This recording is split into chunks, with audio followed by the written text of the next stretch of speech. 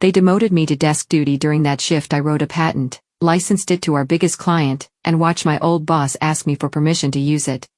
"I'm sorry you're putting me where?"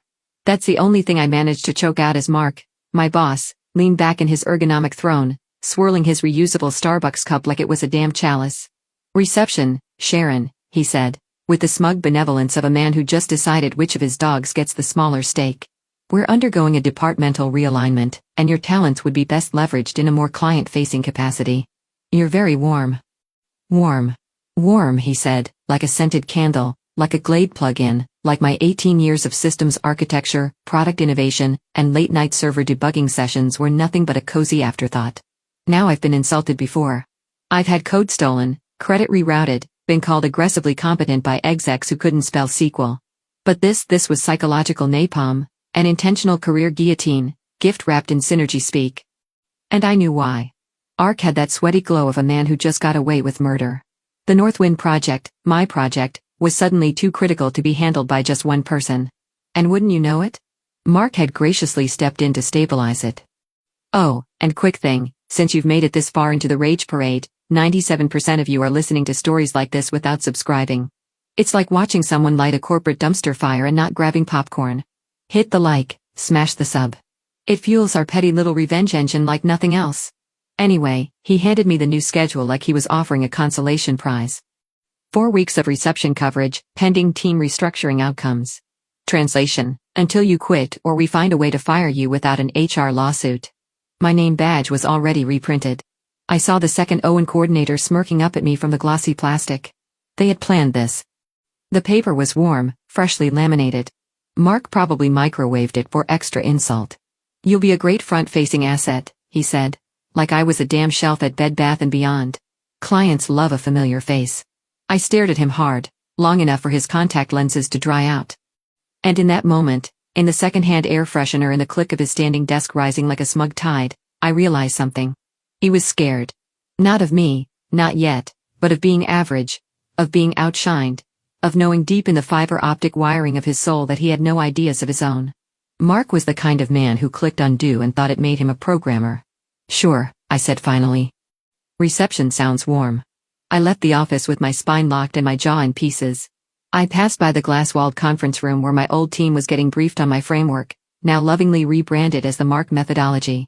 I saw Kevin from DevOps trying not to make eye contact. I saw Anna, my old mentee, glancing between the projector and the door like she was trying to figure out if she was complicit. I didn't blame them. Not yet. When I got to the front desk, the chair squeaked like a cartoon fart. Keyboard had crumbs in it. My inbox was full of onboarding guides I had personally rewritten 2 years ago, and taped to the monitor was a post-it from the last receptionist. "Don't let the UPS guy flirt with you unless he's brought donuts. He lies." I sat down. My spine cracked like bubble wrap, and I stared straight ahead thinking about how far you can fall in a single Tuesday morning from architect to greeter, from keynote speaker to glorified doorbell. Then I noticed something. The phones were ringing off pattern like syncopated panic. The screens were glitching, intermittent data transfers stalling between our internal systems and the Northwind servers, email chains spiraling, order confirmations missing attachments, time-stamped backups misaligned by hours. Mark didn't steal a finished machine. He stole half a framework, and that half couldn't keep up with the real world. And I was the only one who could see it. The front lines, from the belly of the corporate beast, and somewhere under all the humiliation, buried beneath the sour coffee breath of defeat, a little thought bloomed like mold in a dark corner. I could fix this, but not for them. Never for them again. The reception desk chair had a slump to it. Not a worn-in, human-shaped comfort kind of slump, more like it had absorbed the despair of every intern, temp, and exiled soul who'd ever been sentenced to sit in it. Cushion smelled faintly of peppermint gum and professional regret. My name tag caught the morning sun and reflected off the glass like a distress signal. First hour in, Kevin from DevOps shuffled by, did a double take, and then offered the kind of smile you reserve for sick relatives. "They really got you manning the desk." "No, Kevin." I requested it. It's always been my dream to be the first line of defense against fax spam, blinked and walked off like someone caught peeking into a casket. The trickle of pity was constant. Every time someone passed, I got the same exact look. Lips pursed, eyebrows doing that "oh-ah" tilt. As if I'd lost a beloved pet and not, a 16-year career. One lady from HR even brought me a biscotti. No note. Just laid it next to the phone like a funeral offering. It tasted like regret and almonds. And so began the mindless grind. Transferring calls, booking courier pickups, buzzing in food deliveries for meetings I used to lead. I was basically Alexa with a pulse. My inbox was a graveyard of calendar invites I wasn't part of anymore, but something started to catch my ear, a rhythm, a pattern. 3 times that morning, I got calls routed from panicked client liaisons. One, in particular, was from Northwind's project manager, man I'd spoken to hundreds of times when I still had an office and a soul. He didn't know it was me on the other end when he barked. This is the 3rd time this month our product data has been corrupted on upload. This is a disaster. What the hell is going on over there? I kept my voice neutral. One moment, sir. I'll connect you with the project coordinator, which, let's be real, I sent him into the eternal loop of Mark's department's new automated intake system. I could practically hear his blood pressure rising through the phone line. That call stuck with me, not because it was unusual, but because it wasn't. The cracks were everywhere. Client messages were bouncing. File formats were mismatched. Embedded metadata was vanishing somewhere between transmission and confirmation, and all of this was happening beneath the level anyone upstairs even looked. See, the thing about front desk duty is it's the artery of the building. Every courier, every client, every contractor and panicked junior manager runs their crisis through you. You become the eye of the quietest storm. And the more I watched, the more I realized the Northwind implementation wasn't just messy. It was failing. Not because the devs were lazy or the clients were dumb, but because the system Mark hijacked was never designed to do what he'd promised. Original architecture was meant for internal modular sync, not this Frankenstein's monster of cross-client real-time data validation. And instead of building on it properly, he slapped a marketing sticker on it and hoped no one noticed the gaps. But I noticed. I saw everything from this desk, the desperate notes from the implementation team, the courier labeled priority from legal that no one signed for because Mark's door was always closed. Third post-it from accounting asking for help understanding a corrupted file transfer. They didn't need a new system patch. They needed a new system. That realization didn't hit me like a thunderbolt. It snuck in. Quiet, patient, like a raccoon pushing open a screen door. One moment, I was thumbing through a delivery log. The next, I was pulling out a pen and sketching a network architecture diagram on the back of a catering invoice. Data handling, pre-validation nodes, end-to-end checksum verification with rollback contingency. My fingers remembered before my brain did. Suddenly, I was tracing outlines of a system that could handle Northwind's needs, something more agile than what we ever dared build in-house, something that used client-side validation to prevent the very kinds of errors they were drowning in. It wasn't a patch. It was a revolution, and I was the only person in the building who had the vision and the vantage point to see it. Deception duty, they'd accidentally made me omniscient. That was the first real moment I smiled all day. A crooked thing, half rage, half rebirth. Let them keep underestimating me. Let them walk past my desk with their smirks in silence. I was already drawing blueprints. By day 3, the receptionist's smile had cracked clean off my face. I was no longer trying to fake polite. I answered phones like a hitman answers burner calls. Corporate front desk, I'd mutter, eyes locked not on the caller ID, but on my tablet screen tucked low behind the clunky Dell monitor. The trick was posture. Look just hunched enough to seem defeated, and no one suspects you're laying the foundation for a digital guillotine. I was building something. Between back-to-back FedEx drop-offs and scheduling, yet another urgent sushi delivery for the exec floor was quietly mapping out an entire modular framework that would make the company's current infrastructure look like duct tape on a leaky submarine. The back of delivery slips, now blueprints. A conference swag notepad that said think bigger, full of packet flow diagrams and error handling logic. My Sharpie ran dry before lunchtime. The system I was designing didn't just patch the Northwind mess. It sidestepped it entirely. It would live off platform, external, clean, revalidation at the user level, cryptographic logging, client tone checkpoints. I wanted it idiot-proof and sabotage-resistant. Every line I drew was one more nail in the coffin of Mark's precious Northwind vision, but there was a problem. I was still inside their walls, still technically one of their people. If I created this under their umbrella, even by accident, they could claim it, which meant I needed an exit ramp, something private, something legal. To Danny from IT. Danny, bless his snack-hoarding little soul, had once built a crypto miner out of conference room thermostats, so he owed me. I flagged him down while he was refilling his M&M to kiss at the vending machine. Got a weird issue with my personal laptop, I said casually. I need to use it during breaks for some course you work, but I can't get it to connect to the guest Wi-Fi without setting off the firewall dragons. Squinted at me like I'd asked him to decode alien frequencies. Please don't make me talk to Rick in InfoSec, I added, grimacing. I'd rather staple my eyelid to the desk. Danny sighed. Okay. I can proxy you through the maintenance plan if you promise not to torrent Russian cinema again. One time, and it had subtitles, he waved me off. 10 minutes later, I had secure, untraceable internet access. Nothing routed through company servers, and he even tossed me a thumb drive for backups and whispered, "Don't tell me anything you're doing." Plausible deniability. I could have kissed him. With the internet unlocked, the real work began. I spent slow hours diving into US patent law, what counted as a process, what clauses kept your idea out of corporate reach, what the cheapest route was to file without drawing early attention. I learned about provisional filings, LLC loopholes, legal gray zones so murky they practically dripped mold. If my brain was a whiteboard, it was covered corner to corner by the end of that week. At one point, someone from accounting walked past my desk, glanced down, and blinked a napkin where I diagrammed a reverse CRC handshake protocol using stick figures. Lunch doodles, I said without missing a beat. Trying to eat fewer carbs. She nodded, walked off. People were so eager not to make eye contact with the fallen. They'd let you hide nuclear launch codes in plain sight. And in that strange in-between world, where I was both janitor and ghost, I started to feel alive again. I hadn't written code in months. I hadn't architected something truly mine in years. I had given this company every ounce of innovation I had, and they rewarded me with a chair that squeaked every time I shifted. But from the reception desk, it was building an empire. Between snack deliveries and elevator buzzes, I was crafting a patent that would turn the entire corporate pyramid on its head. Let them think I was broken.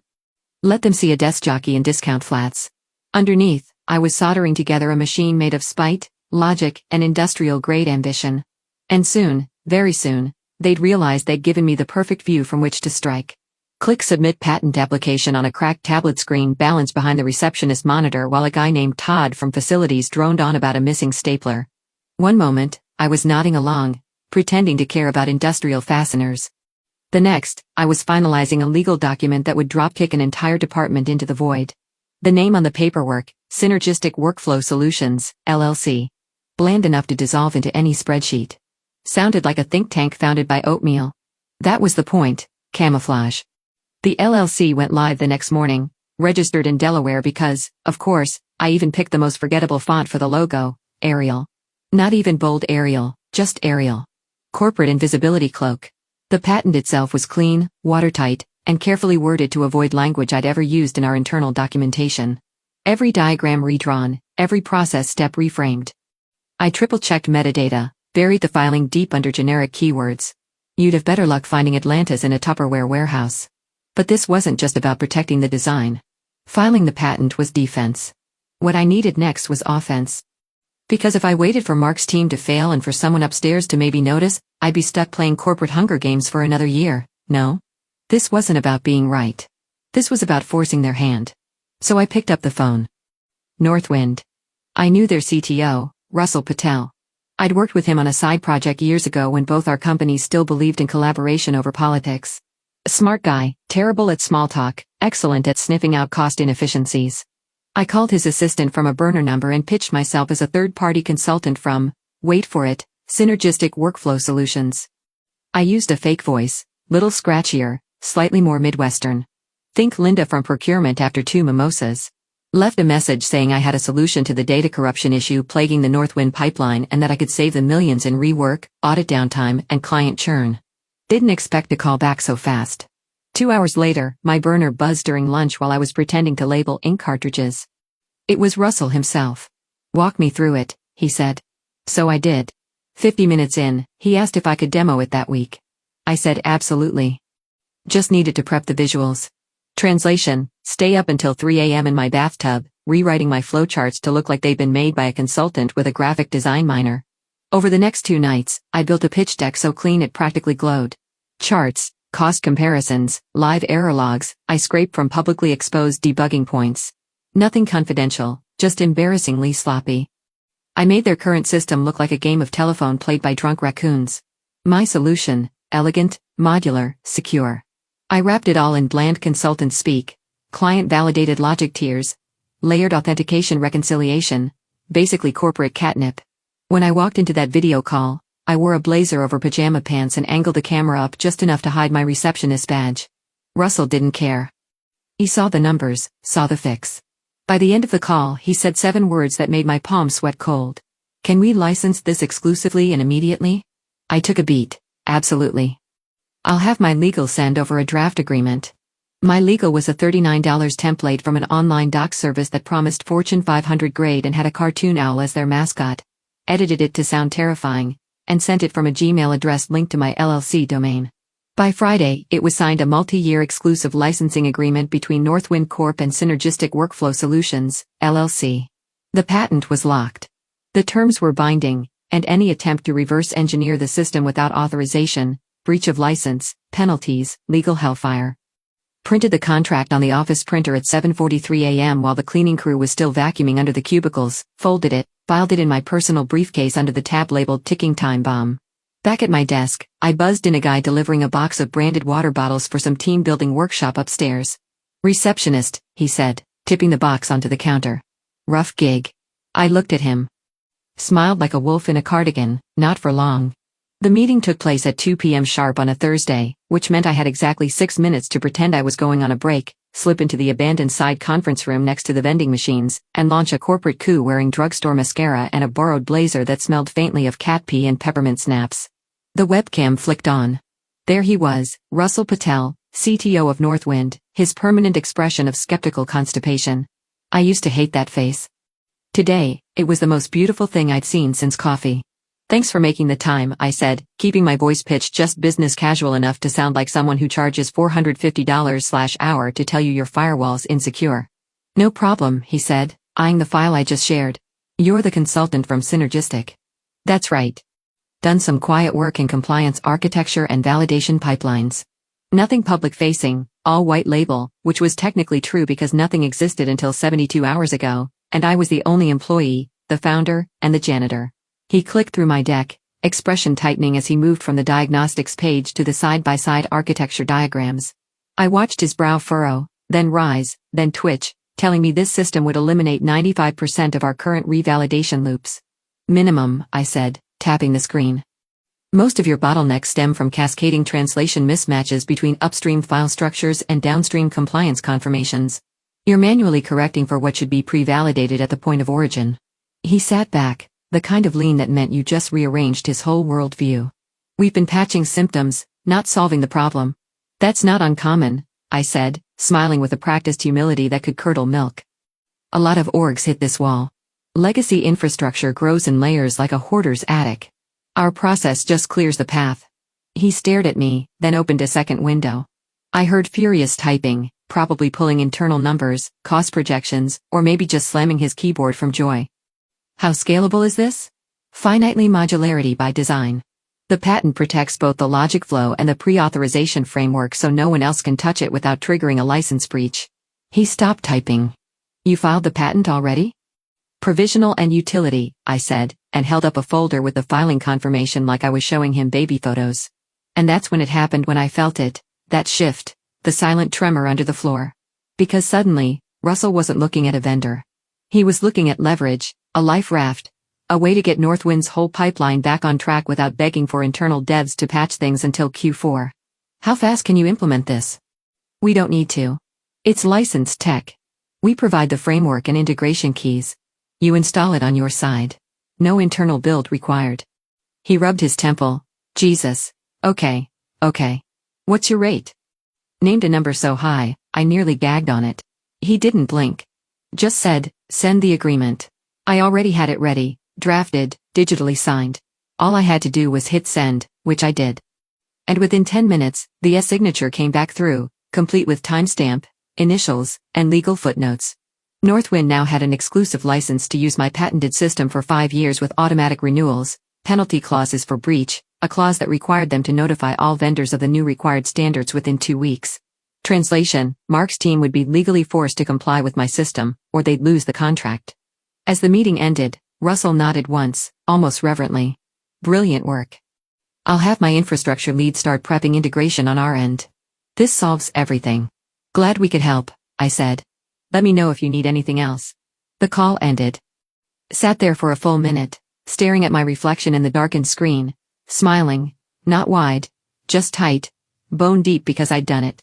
From a desk that still smelled like Febreze and printer ink, I had sold my soul's work right out from under them and handed it to their largest, most influential client. But the smile didn't last because now came the fallout. Now the system would roll downhill, picking up speed, smashing deadlines and egos, and carefully guarded illusions of competence. I had just set off a bomb in a briefcase, and I would be at the front desk when the smoke reached upstairs. The email hit at 9:17 a.m. on a Monday, prime time for pain. I know because I heard the gasps, like a ripple of nervous laughter that forgot how to laugh. Just buzzed in a courier lugging overpriced gluten-free muffins for the weekly Agile sync when the first thunderclap rolled down the hallway from the project floor. Wait. What do you mean we can't push the update? That was Greg from Quality Assurance. Loud, panicked. The kind of tone that makes interns quietly minimize their tabs and pray to every tech god known to Jira. By 9:21, two more voices joined in, then chairs scraped, then someone ran, not walked, ran down the hallway clutching a laptop like it was a bomb with a countdown. I already knew what they were looking at. The same message that had just lit up the inbox of every exec with a stake in the Northwind account effective immediately.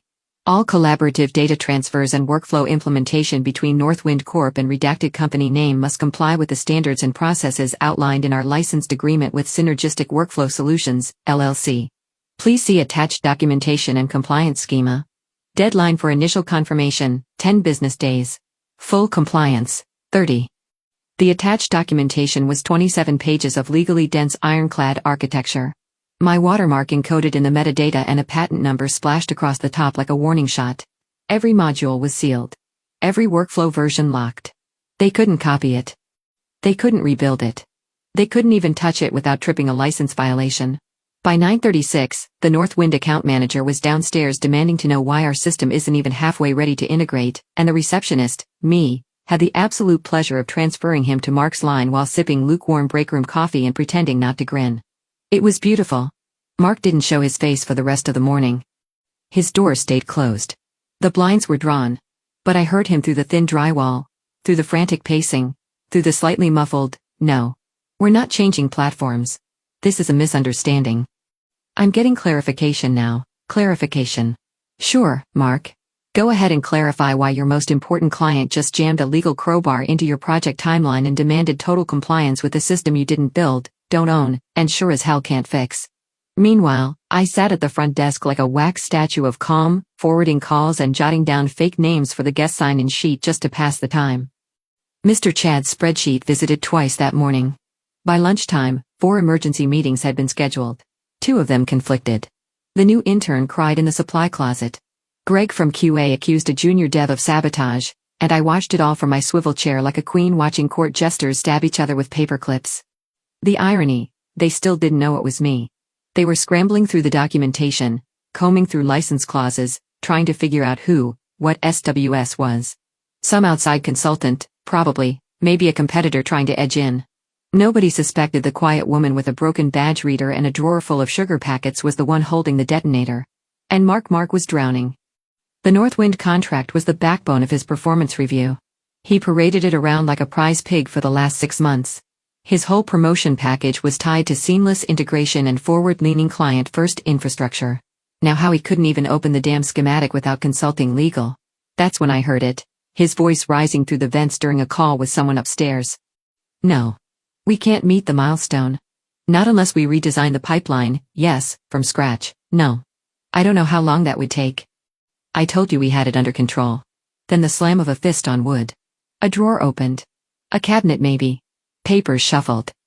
Panic, pure and unfiltered. And me. Logged a new support ticket for a missing toner cartridge just to stay logged into the internal system a little longer, listening to the chaos cascade. I didn't need applause. I didn't need credit. Just the sound of Mark choking on his own confidence. That would carry me for weeks. By week 3, the office smelled like panic masked in citrus-scented surface cleaner. You could tell which meetings were about the Northwind disaster because they started on time, ended late, left behind the kind of silence usually reserved for funerals and failed IPOs. People shuffled past my desk with the haunted look of soldiers returning from a war no one trained them for. Mark had gone from smug to skeletal. His once perfect hair, always greased back like a finance bro trying to cosplay a leader, now flopped forward in greasy chunks. His shirt collars looked like they'd been ironed by an angry raccoon, stopped using his standing desk altogether, sat hunched over it now like a gargoyle guarding a crumbling castle. And every day, like clockwork, a new urgent meeting sprouted on the calendar. Names changed, formats shifted, tech alignment touchpoint, Northwind response sync, workflow escalation huddle. But they all boiled down to the same pathetic attempt to dissect the SWS system without a scalpel. From my post at the front desk, I watched them come and go. Saw Russell Patel's polite but increasingly sharp emails roll in. Saw Mark shuffle into conference rooms with diagrams that looked like madman scribbles, heard whispers in the hallway. Did legal really say we can't even reference their system without clearance? They tried to mirror the logic flow, got blocked by a hash key. Is it true the CTO at Northwind asked who the hell built this? And nobody had an answer. Yes. All true.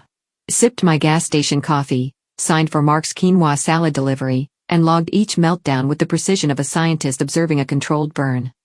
Because that's what it was now, a slow, delicious unraveling. They tried everything. They brought in a third-party dev team to evaluate architecture overlaps. They tried scrubbing the documentation for workarounds. At one point, someone even floated hiring a former contractor to bridge the gap. Till legal killed that with a single email citing breach of license clauses so severe they sounded like medieval punishment. The best part, I didn't need to lift a finger anymore. My system, their problem, was now a black box with spikes on every side. They didn't even know where the doors were, but I did. I sat 12 feet from the printer where their panic memos spilled out, heard the screaming matches that got cut off when someone realized the vent carried sound. Watched Mark's calendar fill up with reschedules and strategic check-ins with execs who stopped ceasing him and follow-ups. Northwind had gone dark. Not silent, but frosty. Delays had consequences, big ones. Their procurement team had started contacting alternate vendors just in case. One of the execs from upstairs joked that maybe Northwind would just license SWS directly and cut out the middleman. If only they knew. Meanwhile, it was still there, still invisible. Still, the person who buzzed in delivery guys and refilled the copier paper while a multi-million-dollar deal slid toward the drain. Still the ghost in the machine. It wasn't rage anymore. That had burned off weeks ago. Rage is loud, messy, impulsive. What I felt now was clean, cold, like glass.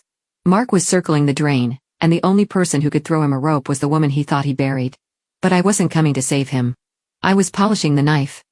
I wasn't in the room when it happened, but I didn't need to be. I'd imagined it 1,000 times, each version crueler, sharper, more cinematic than the last. The quiet before it drops, the heartbeat pause, the way his face would slowly tilt just slightly like someone had tilted the axis of his reality and forgot to tell him. It was 3:12 p.m. when legal finally called the meeting. Emergency level priority. Invite only. Patent breach risk assessment. Translation: we just realized the monster in the dark has a name, and it's legally bulletproof. The door shut tight. I watched through the fisheye lens of the security cam feed on the receptionist's monitor. 7 people seated, Mark dead center, collar wilted, hairline fighting gravity. He didn't know what was coming. Thought maybe they'd found a loophole, maybe a path forward. What they found instead was me. Imagine it started with something like, we completed our registration trace of the Synergistic Workflow Solutions LLC, and then a pause. Long enough for his pulse to ask, why does that sound familiar? The company's sole registered agent, as well as the applicant and owner of the SWS system patent, is Sharon Fields. Right there. That's the moment. That nanosecond when the breath catches in his throat like a chicken bone. Time slows down and the universe taps him on the shoulder to say, remember that woman you demoted, the one you tossed to the wolves and forgot? Yeah. She built the fire, and now you're dancing in it. I picture the blood draining from his face like someone yanked the plug, the slight tremble in his bottom lip as he replays the last 6 weeks, the unreturned calls, the impossible specs, the confidential systems so perfectly sealed they couldn't even peek under the hood, the meetings, the screaming, the nights he probably cried into his budget spreadsheet wondering who could have done this. And now he knows. Not a stranger, not a rival company. Me, Sharon, the woman he thought was safely out of the way. The woman answering his phone calls, printing his name tags, fetching his lukewarm turkey sandwich while engineering his downfall from 12 feet away. I picture him staring blankly at the wall, trying to process how a front desk nobody could have beaten him at his own game. I picture someone clearing their throat, paper shuffling, a junior legal rep awkwardly whispering something about binding clauses and no room to contest. Another voice, maybe someone from the C-suite asking the question no one wants to say out loud. Does she know we know? And legal responding with a flat clinical. We assume she does. She filed the IP protections in her name. He's under no obligation to inform us of anything further. Mark doesn't say a word. He just sits there, blinds drawn, fingers limp, staring at a folder with my name on it. I imagine the way his skin itches when he realizes I've been sitting out there watching this whole thing like a silent god with a front row seat to his undoing. That somewhere between the budget cuts, the stolen credit, and the demotion he thought would break me, I decided to rewrite the rules, not through revenge emails or HR complaints, but through strategy, precision, patience. He thought I was a threat, so he pushed me out. And in doing so, he gave me the perfect vantage point to destroy him. All I could do was smile. Quiet, slow. The kind that comes from knowing the avalanche has already started, and all he can do now is wait for it to hit. The office was too quiet, not peaceful, hushed, fragile silence that wraps around bad news like bubble wrap. You could hear the printers idle, the ticking of the cheap wall clock, someone's throat clearing in the kitchenette like they were afraid to cough too loud. And then came the footsteps. Slow, heavy, hesitant, like a man approaching a guillotine wearing his best tie. Mark, he didn't look like Mark anymore. Not the one who strutted around dropping buzzwords like birdseed. Not the one who steamrolled meetings and handed down fake promotions like a game show host. This Mark had gray ringing his temples. Eyes red like sleep had packed up and left weeks ago. His blazer didn't quite fit like he'd shrunk inside it. A man hollowed out by the consequences of his own mediocrity. He walked past his team, past the DevOps crew pretending not to notice, past the glass conference room where Anna froze mid-keystroke. Eyes locked on him like a deer spotting headlights. Every chair turned, every breath held. He reached the front desk, stopped, swallowed hard, and said, just barely above a whisper, "Sharon, do you have a minute?" I didn't look up right away. Let him stew. I finished the page of my magazine, some trashy gossip rag from the waiting area with a cover that screamed 10 celebrities who got dumped by text. Then I folded it neatly, set it down, and looked him dead in the face. His lips twitched. Words failed him. I let the silence stretch just long enough to make his spine shrink another inch. "I was wondering," he said, eyes flicking down to the countertop like it might open up and swallow him, if you'd be open to setting up a time to talk about the licensing terms. There it was. The taste of victory, salty, cold, served under fluorescent lights on a Tuesday morning. I stared at him. This man, this petty, glory-snatching, buzzword-slinging fraud, who once told me my strengths were more supportive than strategic, who smiled as he buried my career under PowerPoint decks he didn't even understand, now stood before me begging to rent the very thing he stole from. I smiled. Not sweet, not cruel, just empty. "You'll have to submit a formal inquiry through the SWS portal, Mark." He blinked. I tilted my head. "We have protocols. Legal will route it. I'll review availability after that." He stood there frozen. Behind him, the office watched. Everyone pretending not to. Every neck craned just slightly. Every eye pretending to look past us, but catching every syllable. "Of course," he mumbled. I understand." I nodded once. Picked my magazine back up, flipped to a random page. He lingered like he wanted to say something else. Apologize, maybe, or beg, but I was already gone again, buried in an article about a celebrity divorce in the best brunch spots in Atlanta. Mark turned, shoulders hunched. He shuffled back across the office one painful step at a time, and that was it. The bridge burned. The earth salted. The Queen crowned in silence behind a fake ficus plant in a pile of unopened mail. I never got promoted back. Didn't need to. I'd already won quietly, perfectly, and now he works for me. Appreciate you sticking around, you wise old rebels. Smash that subscribe button, or this fossil might just cause another epic fiasco.